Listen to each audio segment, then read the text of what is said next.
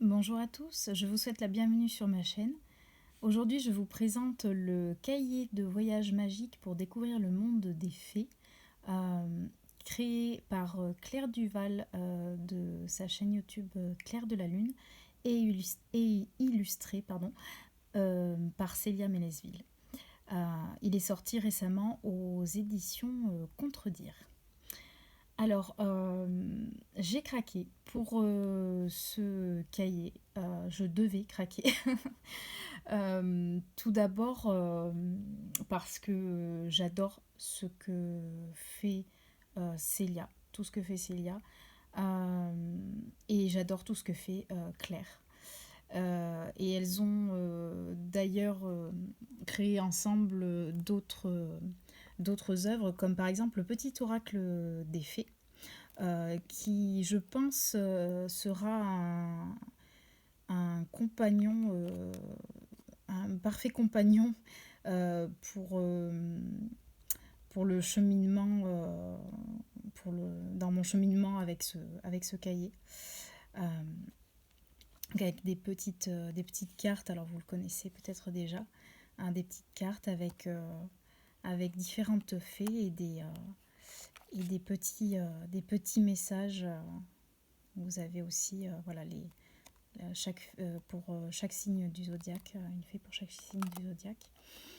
Euh, donc je pense que ça sera le parfait outil pour l'accompagner.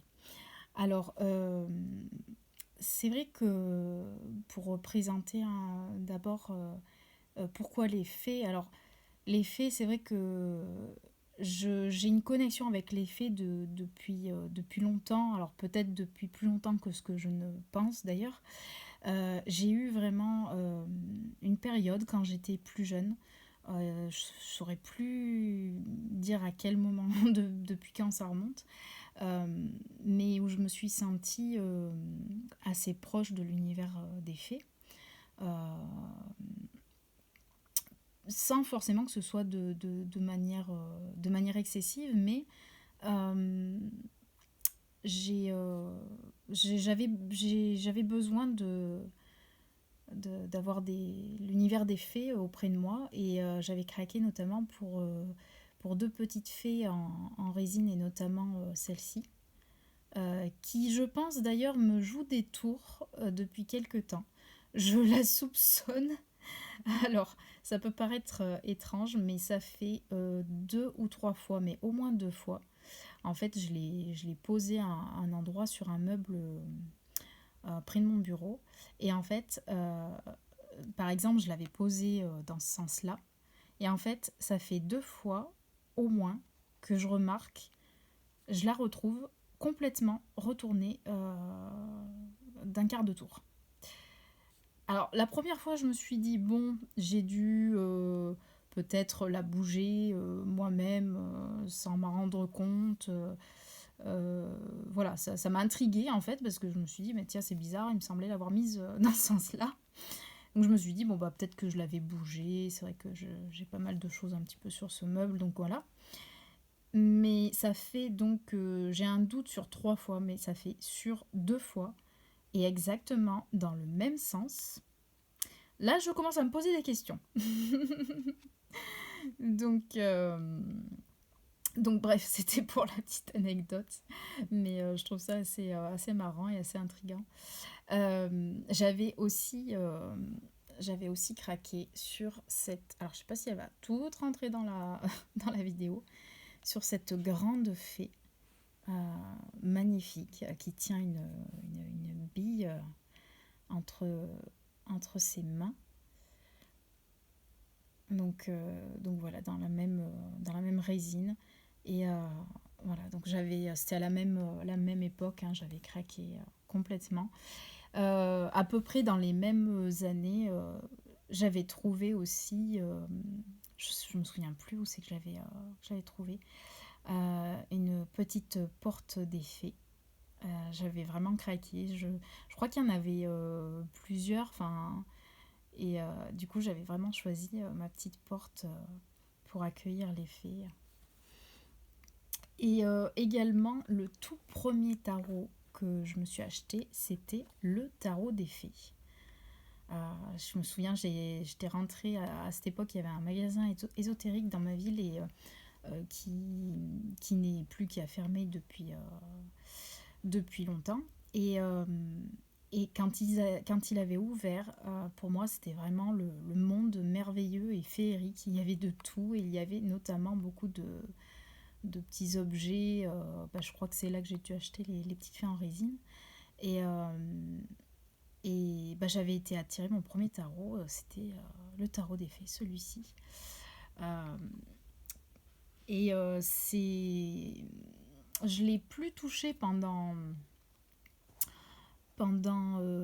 des années. En fait, je l'ai gardé précieusement de côté, mais c'est vrai que je me suis jamais, à cette époque-là, plongée vraiment dans le tarot. J'ai souvent regardé les images, mais sans plus, sans en faire une utilisation quelconque plus que ça. Mais je l'ai gardé bien précieusement. Alors, j'ai reconnecté avec les tarots et les oracles, ça fait maintenant plus de 2 ans.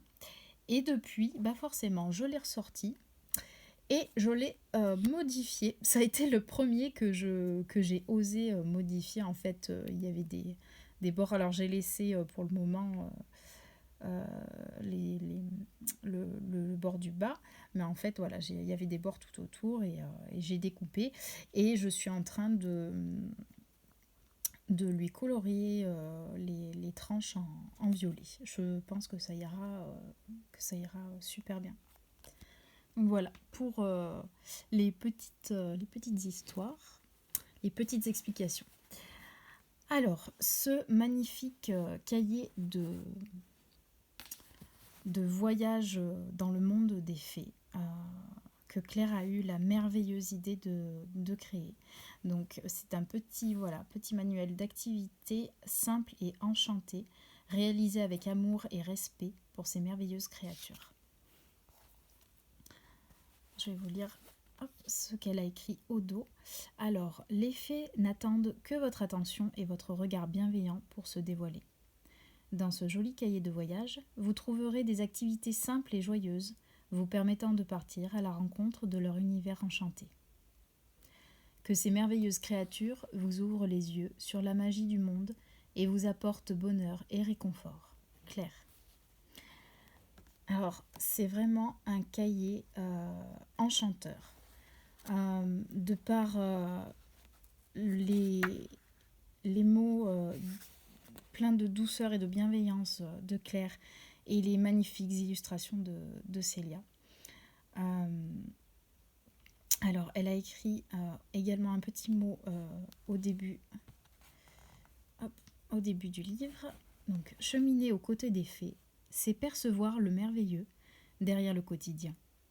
C'est se sentir en connexion avec le monde du vivant auquel nous appartenons.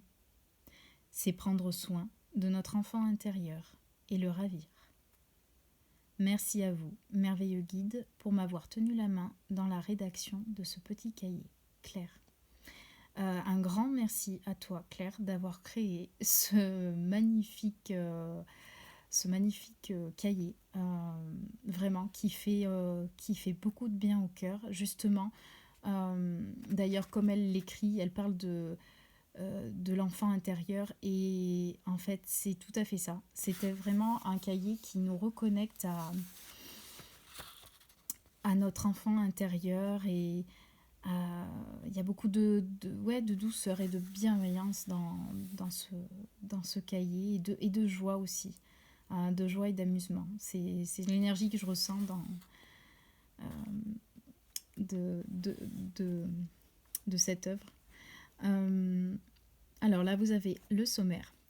Donc, vous avez l'accueil des voyageurs, méditation guidée pour ressentir la présence du petit peuple, confection d'un autel dédié aux fées, composer une tisane des fées, cuisine féerique à la rencontre de la fée de l'ortie, cuisine féerique à la rencontre de la fée des murs, aller à la rencontre des fées aromatiques, rencontrer la fée du thym, rencontrer la fée du basilic, déposer un vœu auprès du peuple féerique, Invoquer les esprits des racines pour s'ancrer. Invoquer la fée du pissenlit pour assainir sa colère. Les gardiennes du foyer. Cérémonie d'invitation. Rituel de gratitude. Mélusine. Et vous avez l'épilogue, les remerciements et la présentation des auteurs. Je trouve qu'il a été parfaitement pensé. C'est vrai que les faits, en fait, on a tendance à les associer peut-être plus intuitivement. Quand on pense aux faits, peut-être à la forêt, en tout cas voilà, dans la nature, avec les fleurs, et c'est vrai que notamment, c'est important qu'elle ait parlé, je trouve, qu'elle ait évoqué les faits du foyer, parce qu'on peut tout à fait les inviter dans notre foyer, en fait. Je trouve ça super chouette. Donc, l'accueil des voyageurs. Et on démarre par une méditation guidée pour ressentir la présence du petit peuple. Et je trouve que c'est bien pensé de démarrer par une méditation, justement. Ça permet de rentrer en matière par une mise en conscience de ce monde, une connexion, en fait. Je trouve que c'est une super idée, voilà, d'avoir démarré comme ça. Donc il y a l'hôtel aussi, la confection de l'hôtel dédié aux fées. Alors c'est vrai que moi je l'ai plus ou moins déjà fait. Peut-être que d'ailleurs je prendrai le temps, grâce à ce cahier, parce qu'elle nous fait des suggestions pour aller récolter pour créer l'hôtel pour aller récolter des objets, des feuilles, des pommes de pin, voilà, reliés à la nature. Moi, c'est vrai que celui que j'ai fait, je l'ai fait intuitivement, et j'y ai mis des cristaux, notamment j'y ai mis de l'améthyste et du quartz rose. J'ai mis des boutons de fleurs séchées, de roses séchées. Et puis, j'ai voulu y associer aussi des coquillages avec l'énergie de l'eau. C'est ce que j'ai ressenti à associer sur mon hôtel, mais pourquoi pas le recréer, le retransformer. Et du coup, d'en profiter pour le ritualiser d'autant plus avec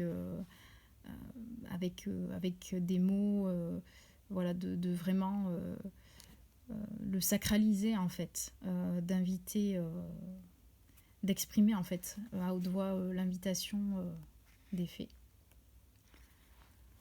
Alors, vous allez retrouver aussi, oui, des coloriages féeriques qui ont été pensés par Célia. Alors, dans ce cahier, vous pouvez colorier. Alors, je ne sais plus s'il y avait de ce côté-là.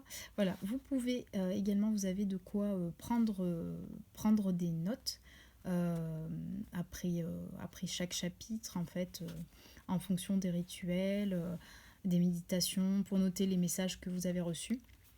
Je trouve que c'est une super idée. Mais moi, je vais avoir peut-être un petit souci. Alors, je ne sais pas si je vais oser. Alors déjà, de manière générale, j'ai toujours eu beaucoup de mal à écrire dans des livres. Je l'ai rarement fait. Et à chaque fois, je prenais des crayons à papier. Voilà. J'ai beaucoup de mal dans le fait d'écrire dans un livre. Pour moi, c'est vraiment des objets précieux, et du coup, ça me donnerait l'impression de le dénaturer un peu en fait. Donc je vais voir. Peut-être que je me lancerai, peut-être que j'oserai. Ou alors vous pouvez aussi vous faire, si vous avez comme moi un peu du mal à dessiner ou à écrire dans les livres, vous pouvez très bien photocopier les pages que vous souhaitez colorier et puis vous les glisser à l'intérieur. Voilà. Alors, j'ai trouvé ça super chouette, l'idée de ritualiser en fait les tisanes associées à l'énergie, à l'esprit des fées en fait. Euh, Parce que déjà le fait de se faire une tisane en conscience, on se connecte aux, aux plantes et d'y porter une attention toute particulière, toute autre et une conscience particulière, euh, ça, ça y met ça y rajoute une magie, une importance et ça rend ce moment, cette préparation de tisane sacrée en fait. Ça y rajoute parce que quand on se fait, c'est vrai que quand on se prépare une tisane, c'est un petit peu un moment cocooning, un petit peu, enfin un petit peu, oui carrément. Enfin c'est un moment cocooning et c'est un moment où on prend soin de soi. C'est un réconfort. On va boire une boisson chaude pour se réchauffer, pour prendre soin de soi. Et je trouve que d'y porter une attention encore particulière, encore autre sur l'association de l'énergie des fées, ça rend ce moment encore plus précieux, tout simplement. Et c'est vrai que moi, ça m'a donné envie notamment d'aller me connecter avec, enfin entre autres après, je pense que je vais m'amuser à faire ça avec d'autres fleurs, d'autres plantes, mais notamment la fée du thym. C'est la première c'est la première qui m'est venue en fait. Je crois que quand j'ai commencé à ouvrir le cahier, avant d'aller dans le sommaire vraiment, je l'ai ouvert un peu comme ça et puis j'ai vu les tisanes et rapidement en fait je suis allée vers voilà, rencontrer la fée du thym. Et je crois que ça sera dans les premiers les premières explorations que je ferai. Je trouve ça chouette aussi qu'elle ait mis la cuisine féerique. Donc là, c'est pour une recette autour d'un gâteau au mûr. Et ce qui me parle aussi beaucoup, c'est la recette autour de l'ortie. Parce que c'est quelque chose, une soupe d'ortie, ça fait un moment que je me dis que j'aimerais beaucoup en faire une. Je m'en suis jamais fait une et c'est vrai que l'ortie est une plante qu'on a tendance à bouder. On en a oublié tous les bienfaits, tous les bienfaits en fait qu'elle recèle donc oui, on a tendance à bouder parce que voilà, quand on la touche ou quand on tombe dans les orties, ça fait mal, ça pique, ça brûle. Et en fait, c'est une plante qui a un pouvoir tellement immense, une énergie bien particulière et elle est entre autres minéralisante, mais pas seulement. Elle a vraiment des propriétés très intéressantes et puis c'était une plante qu'on utilisait il y a des années de ça, enfin même pas si longtemps que ça encore, dans la période peut-être de nos grands-parents, enfin qui dans les campagnes qui l'utilisaient peut-être encore, mais c'est vrai que c'est une plante qui a été oubliée petit à petit et voilà, c'est aussi parmi les, les enfin les premières choses que j'ai envie de faire. Quand ça sera la période des orties ou quand voilà. Alors, vous pouvez rencontrer la fée du Basili, à déposer un vœu auprès du peuple féerique. J'ai trouvé ça génial aussi. C'est sympa parce qu'elle a mis des petites citations de son oracle, justement. Euh, j'ai trouvé ça super intéressant et euh, d'exaucer, ouais, de prononcer un vœu auprès des fées. Euh, ça invite, je trouve, aussi à prendre le temps, en fait, de se demander, en fait, si j'avais un vœu à faire, qu'est-ce que ce serait. Euh, on pourrait peut-être avoir des vœux un peu matériels, de se dire ah j'aimerais être riche ou j'aimerais j'aimerais j'aimerais avoir cette voiture ou j'aimerais enfin que sais-je. Euh, et je trouve justement intéressant de prendre le temps en fait à travers ce rituel de se poser et, euh, et de se demander vraiment qu'est-ce qu'on souhaiterait au plus profond de notre cœur en fait au-delà du matériel qui n'est qui n'est qui n'est que matériel d'ailleurs tout simplement. Mais voilà, c'est-à-dire est-ce qu'il y aurait autre chose, est-ce que ça pourrait être ça pourrait être de souhaiter euh, avoir ressentir leur présence régulièrement, avoir des signes de la part des fées régulièrement. Ou ça pourrait être euh, avoir un peu plus de douceur ou de magie dans sa vie. Voilà, je trouve que ça invite à se poser un peu plus sur les vœux que l'on pourrait faire, sur qu'est-ce que notre cœur désire. Ah, j'ai trouvé ça super aussi. Bah, j'ai adoré l'ensemble dans tous les cas. Euh, Invoquer les esprits des racines pour s'ancrer.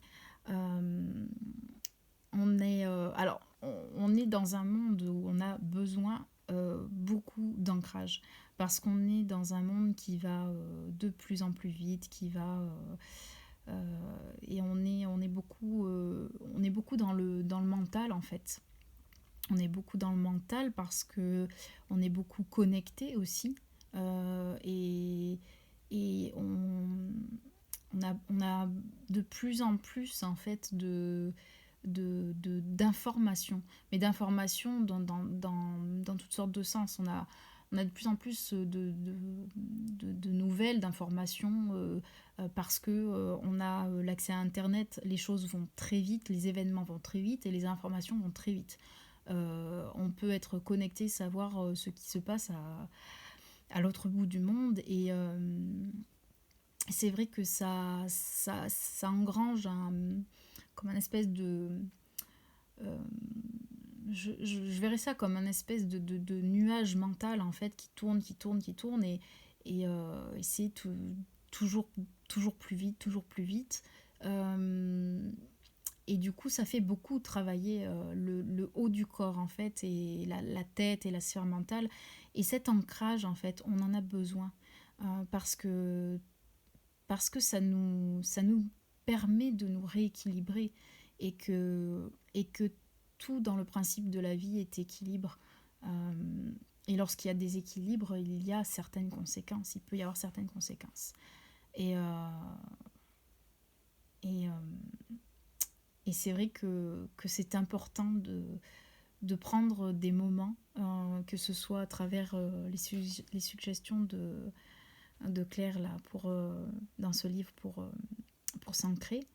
Euh, ou si vous avez même d'autres astuces pour pour faire un ancrage, je trouve que c'est important de se ritualiser ça régulièrement, tous les jours si on peut.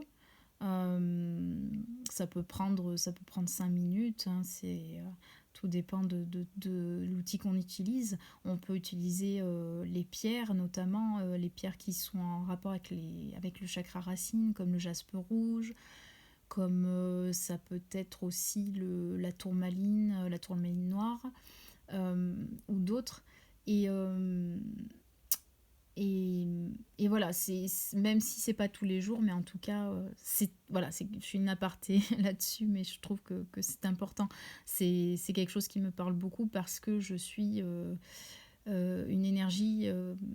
Voilà, je suis Verseau déjà, donc je suis un signe d'air, donc je suis beaucoup dans le mental aussi. Et j'ai tendance à m'y perdre un peu des fois. Et donc ça, c'est pour moi quelque chose qui est très très important.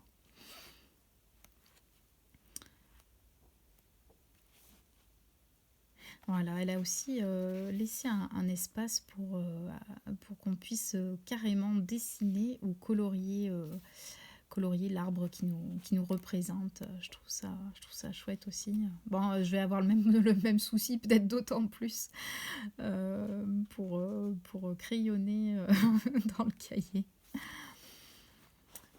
Voilà, ça c'est ça aussi que je trouvais super chouette pour les gardiennes du foyer. Pour l'invitation au fait, en fait, quand on va créer l'hôtel, en fait, inviter les gardiennes du foyer, qu'elles soient déjà présentes, mais leur faire comme une invitation plus ou moins, enfin, quelque part un peu plus officielle, en fait. Euh, donc qu'elle soit déjà présente ou que... de toute façon, il y a des esprits, des énergies de toutes sortes, un peu de partout.